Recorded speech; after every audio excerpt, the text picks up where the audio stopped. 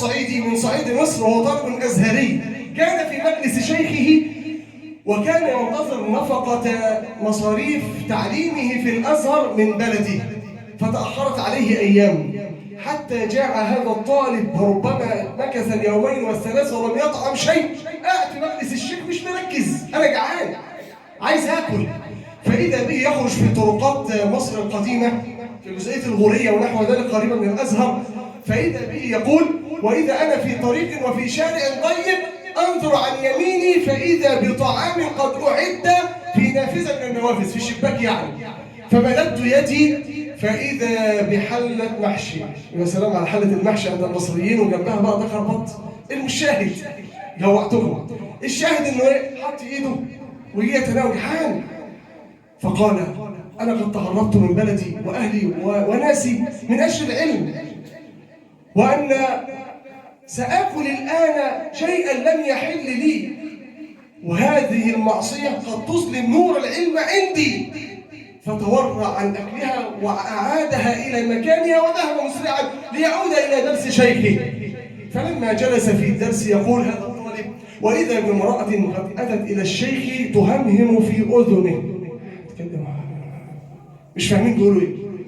وبعد ما انتهى الدرس إذا بشيخه ينظر إلى هذا الطالب ويقول له: أيها الطالب تتزوج؟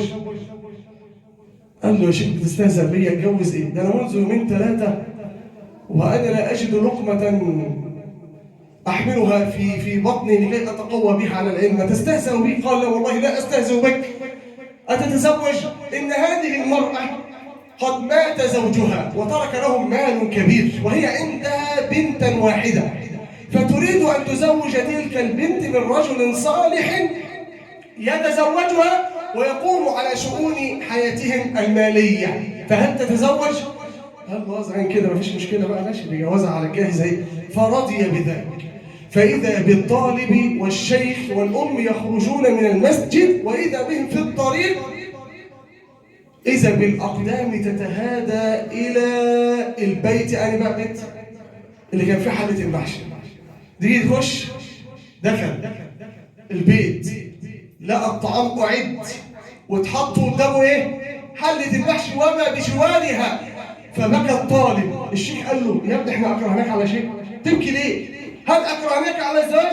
قال: لا يا شيخي لم أبكي، لأني منذ لحظات كنت أسير في الطريق وأبحث عن أي طعام، فرأيت تلك الحلة وتلك القصعة من الطعام فأردت أن أتناول منها، فتورعت عنها لله تبارك وتعالى، فتورعت عن صباع واحد من حرام، فسيقت لي الحلة بكاملها ومعها زوجة ومعها مال كثير. ومن ترك شيئا لله عوضه الله خيرا منه.